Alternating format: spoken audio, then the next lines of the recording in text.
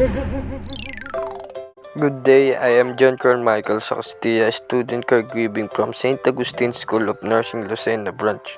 For today, I will show a newborn burping techniques.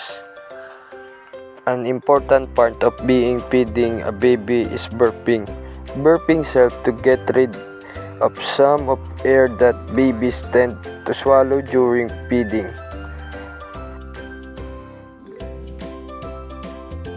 The baby. You can do sitting or standing. Try it and to see what it's worth for you and for you baby. Try it alternate. Sit upright and hold your baby against your chest. Baby's chin should rest on your shoulder as you support the baby with one hand. Other hand gently pat your baby's back. Sitting in a rocking chair and gently rocking with your baby while you do this may also help.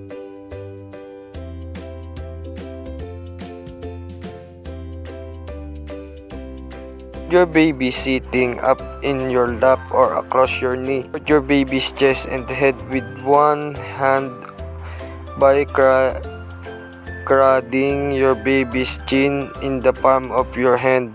Rest the heel of your hand on your baby's chest, but be careful to grip your baby's chin, not the throat. Use the other hand to pat your baby's back.